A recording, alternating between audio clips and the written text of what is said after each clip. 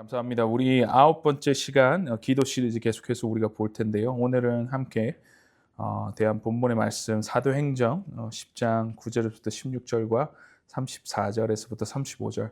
사실은 이 10장 전체를 우리가 두고 좀 살펴보도록 하겠습니다. 오늘 베드로라는 인물을 통해서 우리 패러다임 전환의 기도라는 제목으로 함께 말씀을 대하겠습니다. 우리 한번 따라 하실까요? 패러다임 전환의 기도. 네. 사람이 바뀐다는 것은 상당히 쉬운 일이 아닌 것 같습니다. 우리가 예전에 황골탈퇴라는 그런 말들이 있듯이 이 웬만한 노력이나 어떠한 각오 그리고 고통 없이는 무엇을 바꾸고 변화한다는 것은 그만큼의 큰 리스크와 어려움이 있다는 것을 반증하는 말입니다. 그런데 왜 그렇습니까? 우리 한번 질문해 봅시다. 왜 사람이 바뀌는 것이 이렇게나 어려운 것이겠습니까? 그것은 내가 살아온 인생의 패턴이나 삶의 어떤 모양들, 생각, 그리고 행동 양식까지도 이 모든 것이 지금의 나 자신을, 내 정체성을 만들어 왔고 또한 형성했기 때문에 이것을 바꾼다는 것은 나 자신을 어떻게 보면 부정하고 또한 자신을 외면한다는 그 출발점에서 시작하기 때문에 이렇게 사람이 바뀐다는 것이 너무나 어려운 것이지요. 하지만 아무리 고통이 있고 대가 지불이 있다 하더라도 우리는 변해야 하는 이유는 우리는 불완전한 존재일 뿐만 아니라 불완전한 존재에서 완전한 것, 완벽한 것이 있지 않기 때문에 이 변화하지 않아도 되는 무엇인가를 우리 스스로가 생성할 수도 없고 또한 나타낼 수 없기 때문에 우리는 상황과 또한 환경과 또한 여러 가지 어떠한 우리의 불완전한 성 때문에 변화가 필요하다는 것이죠. 그래서 변화하는 것은 더 나은 것을, 어쩌면 더 좋은 것을 얻기 위한 더 완벽한 것을 추구하며 살아가는 하나의 자세이자 우리의 필요인 것입니다. 오늘 우리는 사도행전 10장에서 베드로라는 사람을 만났습니다. 사도 베드로, 예수님의 12제자 중에 가장 첫째였던 수제자였고 당시 초대교회에서 가장 권위 있는 사람 중에 한 사람이었습니다. 그런 그가 변화의 필요성에 대한 어떤 그 상황에 맞닥뜨린 장면이 오늘 우리가 함께 대한 본문의 말씀 사도행전 10장 말씀에 나와 있는데요. 오늘 특별하게도 오늘 베드로의 사도행전 10장에서 일어났던 사건을 통해서 그의 기도 가운데에 무엇이 그를 변화시켰는지 또한 그 변화하고 변화할 수 있는 이유를 그의 기도에 통해서 우리가 살펴본가 하면 또 기도 가운데 우리가 정말로 적용해야 되고 우리 삶 가운데에 우리가 실천해야 되는 부분들을 오늘 본문의 말씀을 통해서 함께 살펴보고자 합니다.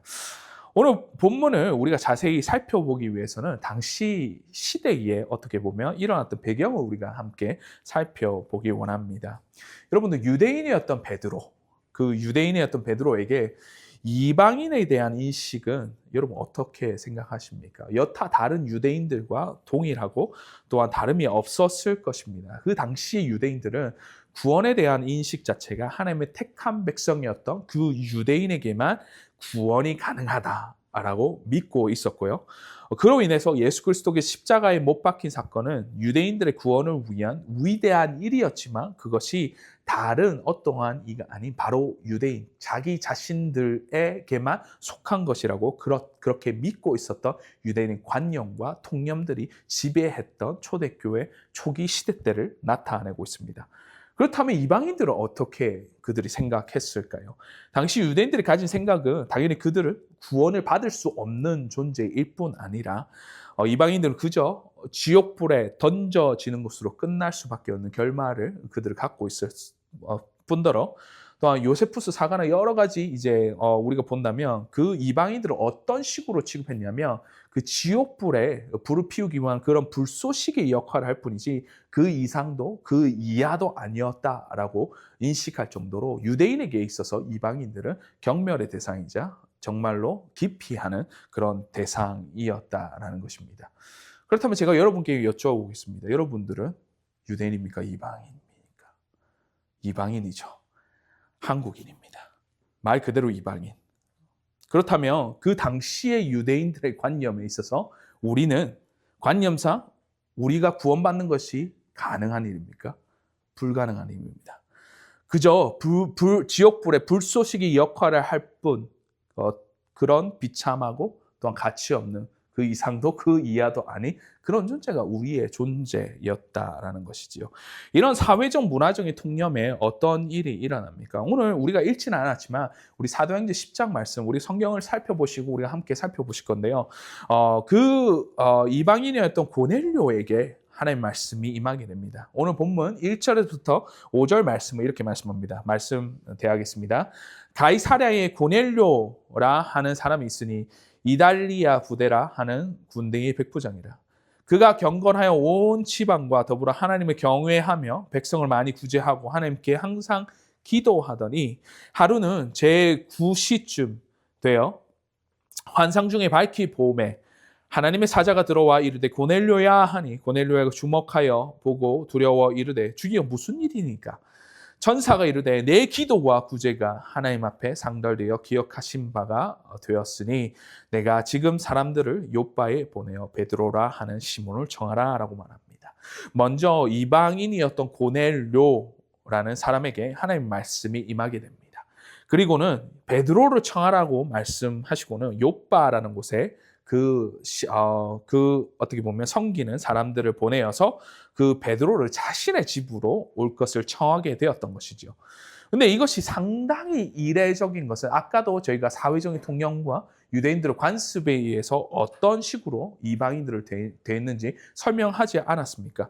당시 유대인뿐만 아니라 이방인조차도 구원의 인식이나 아니면 그로 인해서 유대인들이 이방인들에게 어떤 식으로 대하는지에 대한 어떤 부분들을 그들이 누구보다도 피부로 접하였고 그것을 잘 알고 있었던 사람들이었다는 것입니다. 이로 인해서 유대인들이 이방인들과 함께 하지 않는다는 것을 알고 있었던 고넬료조차도 하나님의 말씀이 임하여서 그것을 통하여서 유대인이었던 그것도 수제자였고 예수님이 12제자 중에서 가장 권위였었던 그때 당시에 사도였던 그 베드로를 이방인의 집인 자신의 집으로 청한다는 그 자체가 너무나 이리적이고 이것은 상식에 어긋나고 저희가 예상할 수 없는 어떠한 일로서 하나님께서 고넬료에게 말씀하셨다라는 것이죠. 그래서 이런 어떤 부분에 있어서 그도 역시도 이 부분을 알고 있었기 때문에 유대인이 자신의 집, 이방인 집으로 와서 유한다. 그리고 먹고 마시고 함께 지낸다는 것은 사실은 그들에게 있어서 정말로 상상하지 못하는 일이었다라는 것입니다.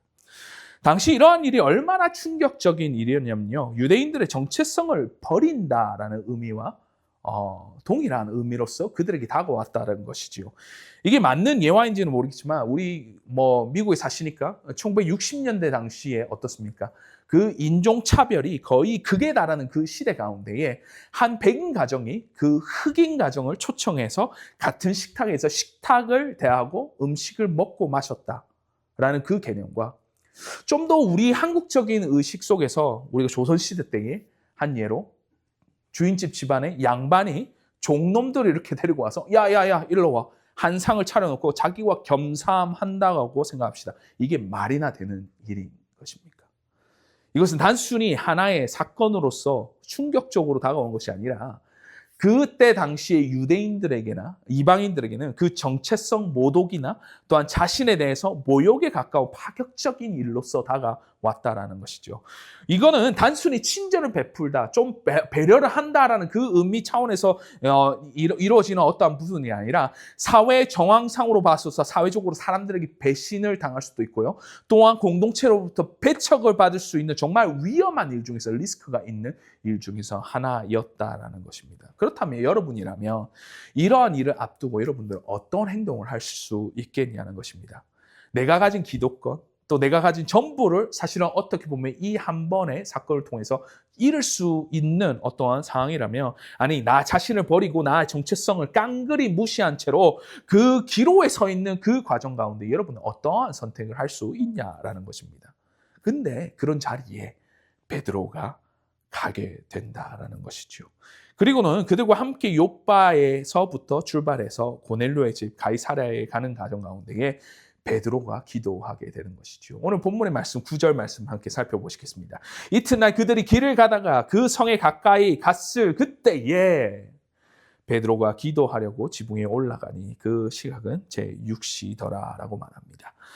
고넬료가 그 욥바로 베드로를 청하여서 그 가이사랴라는 성읍에 당돌하자 말자 베드로가 행했던 행위는 바로 다름이 아닌 그가 기도하였다라고 성경 말씀을 말씀하고 있다는 것이죠. 오늘 성경에서는 왜 그 베드로가 기도하였다라는 그 이유를 밝히지는 않습니다. 근데 제가 추측한 대로 아무래도 이때 당시의 상황과 저항상, 사회적인 통념과 이방인들이 정말로 그 유대인들이 이방인들과 함께 먹고 마시고 겸상을 한다는 그 자체만으로서 사회적인 배척과 어떻게 보면 공동체로부터 배신을 당할 수 있는 그런 상황을 감안한다면 아무래도 이방인 집에 처음 유숙하는 베드로에게는 그 일이 상당히 이례적인 일뿐 아니라 본인도 이것이 하나님께 여쭙고 하나님 어떠한 의중 중에 있는지를 정말 분별해야 되는 그 시간들이 그 베드로에게 있어야 했던 것이 아닌가 생각이 드는 것이죠.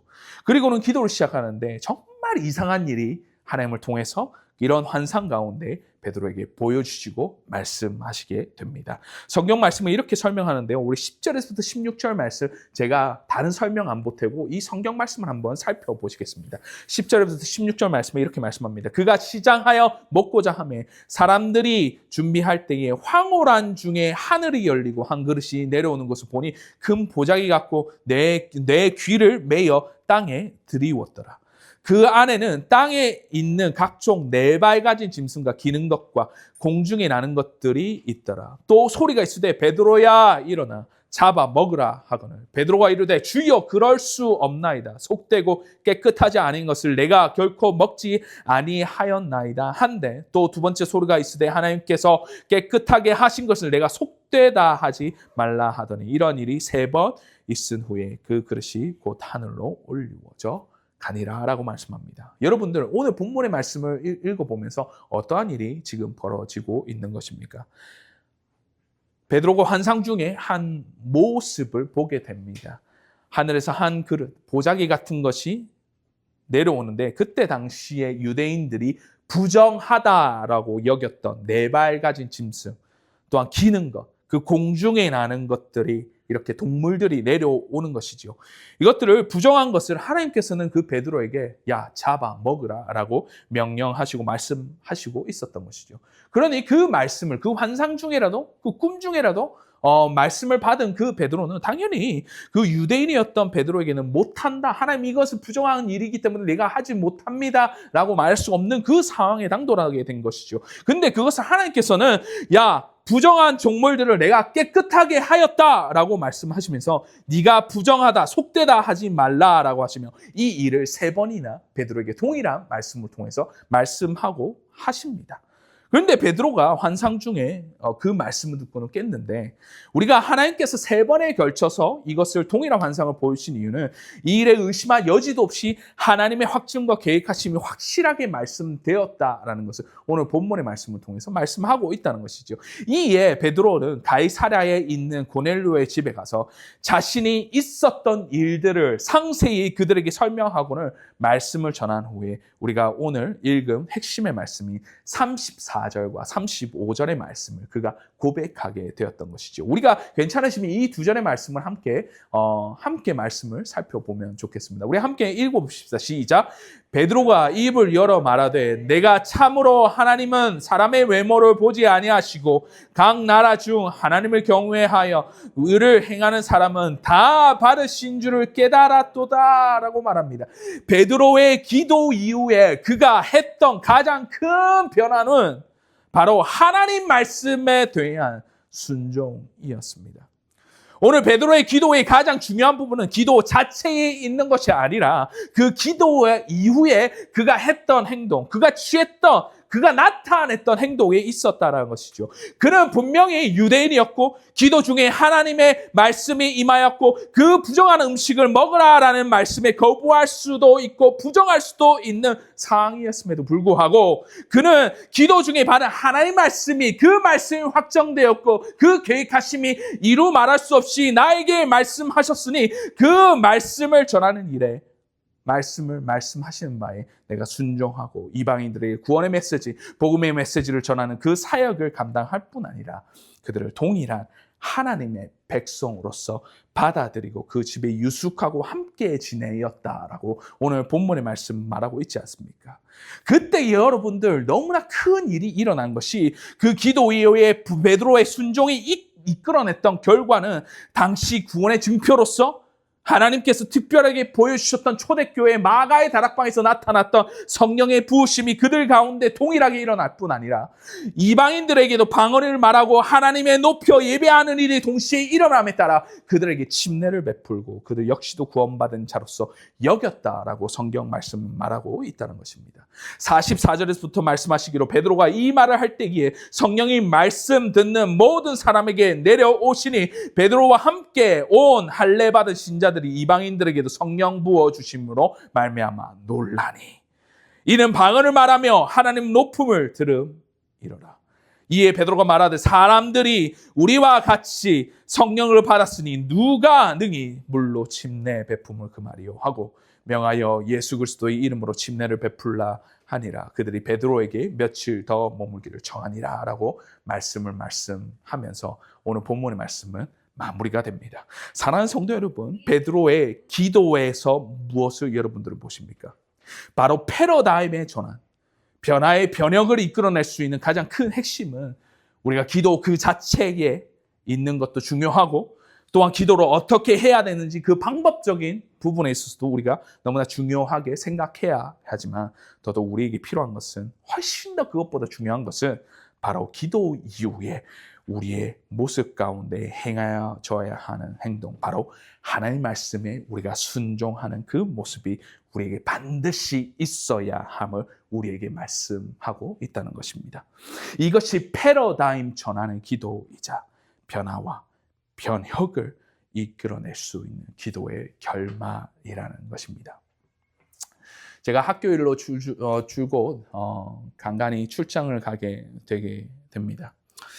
대부분 일정이 굉장히 타이트하게 진행되는 과정이 있다 보니까 집으로 돌아오는 길이라면 제가 너무나 피곤해서 피곤에 쩔은 상태에서 사실은 오게 되는 것이죠. 하루는 제가 동부에 급하게 갈 일이 있어요. 1박 2일 일정으로 비행기를 타고 왔다 갔다 하면서 급하게 일을 보고는 밤에 비행기를 타고 다시금 집으로 돌아오는 길이었습니다. 장소에서 우버를 타고 이렇게 공항으로 가는 가운데에 제가 너무나 피곤하다 보니까 밤을 거의 새다시피 하고 몸도 너무나 피곤하다 보니까 사실은 여러 가지 대화도 할 수 있는 상황들도 놓여져 있고 제가 뭐 얘기를 할 수 있는 상황도 주어질 수도 있지만 그때는 도통 아무것도 하기 싫은 거예요. 그래서 입을 다물고 그냥 눈 감고 그냥 이렇게 아무 말 없이 쉬면서 20분, 30분 정도 이 우버를 타고 가고 싶은 그런 간절한 마음이 있었습니다. 그래서 제가 앉자마자 눈을 감고 아무 소리도 안 하고 그냥 우버 드라이브 어디에요? 장소를 말하고는 그냥 누워 있는데 이렇게 있는데 우버 드라이버가 왜 그날따라 말이 많은 사람인지 계속 저에게 말을 겁니다. 제가 그래서 이 말을 되치다 도저히 안 되겠다 싶어서 귀찮은 듯이 몇 마디 던져주고는 대화가 정적이 흐르고는 그 사람도 제가 어떤 상황인지 피곤해하는 것을 조금 느꼈는지 정적이 흐른 상태에서 대화가 끊기고 이렇게 공항으로 그냥 쭉 이렇게 가는 상황이 되었던 것이죠. 근데 그러던 은연중에 제 마음속에 성령 하나님께서 말씀하시기로 이 사람을 위해서 기도해라 라는 그 말씀을 주시는 것이었습니다. 근데 여러분들 제가 되게 어떻게 보면 싸가지 없이 불성실하게 귀찮은 듯이 얘기를 하고 대화가 끊긴 상황에서 갑자기 차를 세워놓고 그 우버 드라이버에게 제가 기도해드리겠습니다. 이렇게 하면 약간 상황이 이상하지 않습니까? 아니 하나님, 모르는 사람이고 사실은 방금 내가 귀찮은 듯이 내치듯이 대화가 끊긴 상황에서 이런 상황에서 뜬금없이 기도라뇨. 저도 이제 가오가 있는데 사실은 그 마음속에서 그것을 부정하고 안 하고 싶은 마음이 굉장히 많았던 것이었습니다. 근데 제가 거부를 함에도 불구하고 계속 성령 하나님께서 제 속에 계속 말씀하시면서 기도해라. 그를 위해서 기도해라. 라는 말씀을 주시게 된다는 것이죠. 이쯤 되면 몸이 피곤한 것이 문제가 아니라 마음이 불편해서 가만히 있지는 못하겠더라고요. 근데 어쩝니까? 제가 목사이고 주의 종인데 그렇다 보니 제가 공항에 도착했을 때에 제가 말을 건넵니다. 그냥 제가 세워놓고는 잠시만 시간 좀 주세요. 내가 하고 싶은 말이 있는데 이렇게 하겠습니다라고 하면 우버 드라이버도 자기 먹고 사는데 바쁘니까 그냥 가버릴 거 아닙니까? 그래서 제가 잠시만 시간을 줄 수 있냐라고 하면서 그 대신에 내가 오늘 당신 시간을 사겠다 하면서 100불짜리 현금을 주고는 이렇게 말하게 됩니다. 그리고는 제가 짧게는 1분가량? 저도 귀찮잖아요. 빨리 공항 시간, 비행기 시간도 되고 공항 시간이 됐으니까 나 지역교회 목사인데 빨리빨리 얘기합니다. 야, 사실은 여차여차해서 여기까지 왔는데 뜬금없이 말도 안 되는 상황에 하나님이 내 안에 당신을 위해서 기도해주라라는 그 말씀 받고 내가 이렇게 합니다. 라고 하는데 정말 더 기가 막힌 상황은 뭐냐면 빨리 이 상황이 종료돼서 나는 빨리 쪽팔려갖고 나가고 싶은데 그 사람이 갑자기 대성통곡을 하기 시작하는 것입니다. 꺼이꺼이 우는데요. 이 자리에서 와, 이 시간도 다 됐고 비행기 시간도 다 됐고 난 쪽팔려 죽겠는데 이거 빨리 타게 하기 위해서 정말 한 1분가량에 짧게 설명하고 이랬는데 그 사람이 그 말을 듣고는 꺼이꺼이 울면서 우는데 그러고는 제가 그 이유를 물어보니까 내가 지금 이때까지 살아오면서 정말 어려운 시기를 내가 거치고 있는데 코로나 당시, 코비드 당시에 자기가 직장에서 잘리고 파트타임으로 전정하는 가운데 먹여 살려야 되는 가정의 집에 아내와 애는 있는데 지금 돈이 없어서 내가 지금 살고 있는 렌트 주는 그 집에서 나오게 되고 그 집에서 나오게 되면 내가 길바닥에 주저앉게 되었다는 그 얘기를 하게 되었던 것이죠. 그러면서 자기가 그 코비드 이전에 어린 시절부터 다녔던 그 교회에서 지금 나가지 않지만 그런 상황 가운데 정말 하나님은 계실까라는 그 의문이 그 마음속에 있었다는 것입니다. 그러면서 그가 매 시간마다 하나님께 기도를 했다는데 그 기도가 하나님 정말 살아계시다며 이 상황을 타개하고 나에게 조금이라도 도움을 주시고 당신이 살아계시다는 것을 나에게 보여주십시오라는 기도를 며칠간 했다라는 것이죠. 그러면서 한 번도 보지도 못하고 그것도 공항 가는 2, 30분 짧은 시간에 아시안 사람이 듣도 보던 사람이 그것도 나에게 100불 지폐를 주면서 내가 네 시간을 할 테니 잠시만 시간을 달라 하면서 기도해주고 그렇게 얘기를 했다는 그 자체가 자신에게는 기적일 뿐만 아니라 하나님께서 자신에게 내가 너와 함께 한다라는 그 말씀을 자기에게 그런 말씀으로서 다가왔다라는 그런 고백을 하는 것이 아니겠습니까? 제가 이 경험을 하면서 사실은 많은 경우에 상식적이지도 않고 또한 상황이 맞지 않는 그런 상황 가운데 하나님께서는 기도 가운데 감동을 주시고 메시지를 주시고 말씀하실 때에 우리의 자세가 어떻냐가 훨씬 더 중요하다는 것을 깨달았습니다. 내가 그 말씀에 순종하냐 아니냐 그것이 훨씬 더 중요할 수 있다는 것이죠. 그리고선 이것이 바로 패러다임 전환의 기도이자 변화와 변혁을 일으킬 수 있는 기도의 핵심이라는 것을 생각하게 되었던 것입니다. 사랑하는 성도 여러분, 여러분들 기도 중요합니다. 기도를 얼마나 많이 하고 기도를 올바르게 어떻게 드리냐, 기도의 전략적인 어떤 부분들, 기도의 많은 원리들을 우리가 그런 배움들을 우리가 여러 시간을 통해서 우리가 배워왔고 몇 달 동안 우리가 설교 말씀을 통해서 배워왔지만 그것보다 더 중요한 부분이 있다면 바로 기도 중에 말씀하신 하나님의 말씀에 우리는 순종하고 그 말씀대로 행하느냐. 그것이 어쩌면 우리에게 있어서 지금 현실 가운데에 기도 생활 가운데 가장 필요하고 가장 핵심되고 가장 중요한 부분이 아닌가 우리는 생각하게 됩니다. 기도의 전략도 중요합니다. 기도의 응답도 중요합니다.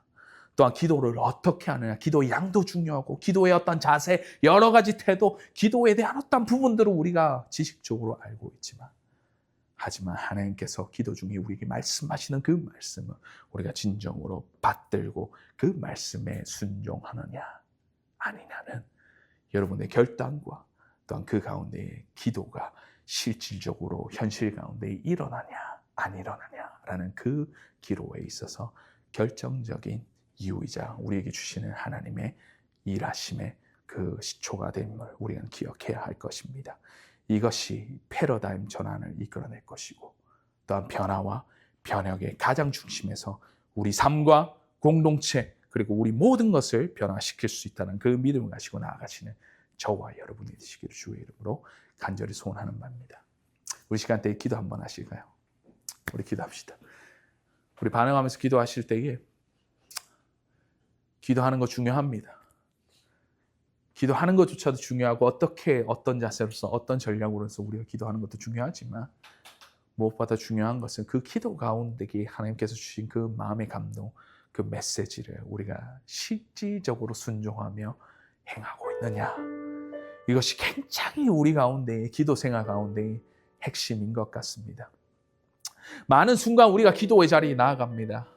또한 도움이 필요해서 나아가기도 하고 어떤 결단을 위해서 우리가 나아가기도 하고 또한 한편으로는 이런 어떠한 사건과 여러 가지 일들로 인해서 우리가 기도의 자리로 나아가지만 때때로 하나님의 응답과 하나님의 메시지는 굉장히 상식적이지도 않고 굉장히 내가 예상한 바가 아닌 것들을 요구할 때가 있습니다. 그때에 여러분들의 반응과 여러분들의 행함은 어떻게 되십니까? 순종이냐? 그것을 거부하냐?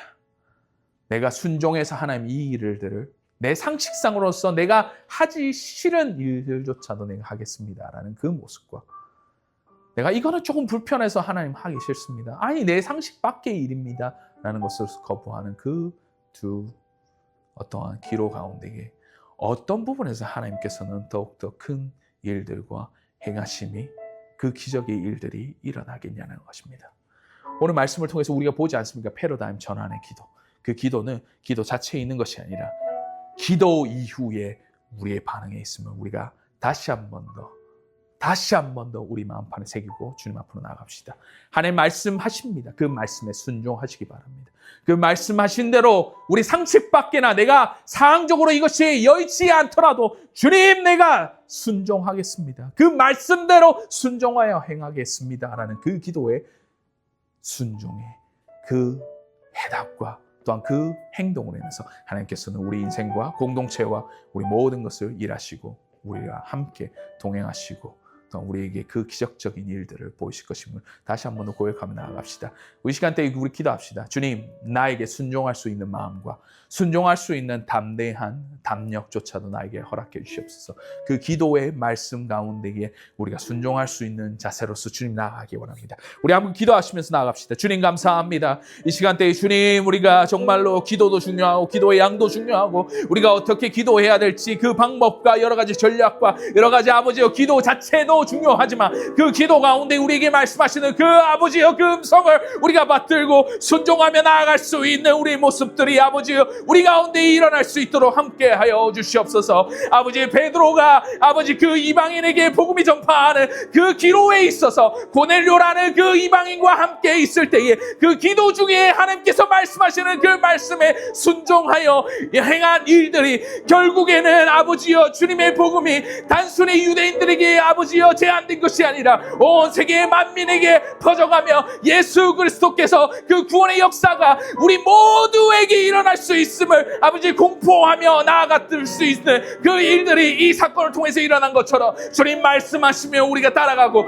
주님 말씀하시면 그 말씀에 순종할 수 있는 우리 모두가 될 수 있도록 주님 도와주시옵소서. 기도합니다. 주님 말씀하여 주시옵소서. 그 말씀 가운데 임하시는 그 음성을 우리가 아버지여 순종하며 나아갈 수 있도록 주님 아버지 도와주시고 그 행동할 수 있고 순종의 아버지의 모습으로서 우리가 나아갈 수 있는 우리 모두가 될 수 있도록 주님 더 크로스 교회 공동체를 붙드시고 우리 모든 성도들 가운데에 담력과 아버지여 정말로 아버지여 이 모든 것을 이룰 수 있는 마음의 용기조차도 허락하여 주시옵소서. 우리가 정말로 기도합니다. 주님 말씀을 받기 원합니다. 그러나 더 중요한 것은 주님 그 말씀 가운데 행하시는 우리의 순종이 더 중요할 줄 압니다. 그것이 모든 것을 바꾸고 변화와 변혁을 일으킬 뿐 아니라 우리 가운데에 패러다임 시프트가 전환이 일어날 수 있는 그 모멘텀을 만들어낼 수 있는 기적의 일이자 아버지여 그 하나님의 일하심을 다시 한 번 더 고백하며 나아갈 수 있도록 주님 아버지 도우시고 함께하여 주시옵소서. 이 시간대에 머리 숙인 모든 성도들 가운데 주님 위로해 주시고 함께하여 주시며 또 그 가운데 주님께서 이끄시는 그 아버지여 오늘 말씀에 대한 어떤 말씀들 가운데서 우리가 적용하며 나아갈 수 있는 우리가 될 수 있도록 주님 도와주시고 함께하여 주시옵소서. 주님 감사합니다. 주님 기도 가운데 말씀하시며 그 말씀대로 내가 순종하며 나아가기 원합니다. 라는 그 고백이 우리 모두의 고백과 우리 공동체의 고백이 될 수 있도록 좀 함께 하여 주시옵소서. 때때로 내가 상식 밖의 일이고 상황이 여의치도 않고 또한 이 일을 하며 내가 뻔히 손해가 보이고 내가 하지 못한다는 것은 그 결론적으로 계산되고 또한 뻔히 보이는 일이라 할지라도 주님 내게 말씀하시고 그 일을 요청하신다면 뒤 안 돌아보고 순종할 수 있는 그 용기 우리에게 허락해 주시고 순종할 수 있는 자세조차도 우리에게 허락하여 주시옵소서. 기도보다 중요한 것이 기도 이후에 우리의 순종임을 다시 한 번 더 깨닫고 나아가오니 주님, 베드로의 그 믿음, 그 순종, 베드로의 그 행함, 그것들이 우리에게 동일하게 적용되고 우리 가운데 일어날 수 있도록 담력 주시고 용기 주시고 우리를 이끌어 행하여 주시옵소서. 이 가운데 마음이 상한 자들 있다면 주님 만져주시고 또 그 가운데에 억울하고 애끓고 애상하며 또한 그 가운데에 내가 여러 가지 아픔을 두고 아픔을 가지고 주님 앞으로 나아간 시간들 가운데에 주님 그들을 위로해 주시고 만져주시고 함께하여 주시고 또한 주님 더할 수 없는 위로로서 그들을 일으켜 세워주시고 함께 동행하여 주시옵소서. 이 시간에 우리와 함께 하심을 너무나 감사드리며 주님 이 모든 것을 주님께 올려드리기 원합니다. 우리 복 받겠습니다. 축도하겠습니다. 지금으로 주 예수 그리스도의 은혜와 하나님의 사랑과 성령님의 교통하심이 기도 가운데 말씀하시는 그 음성을 우리가 순종하기 원하며 주의 말씀을 따라하기 원하는 이 자리에 머리 숙인 모든 주의 공동체, 교회 그리고 모든 권속들, 주의 자녀, 백성들 위에 지금으로부터 영원토록 항상 함께 있을지어다. 아멘. 아멘.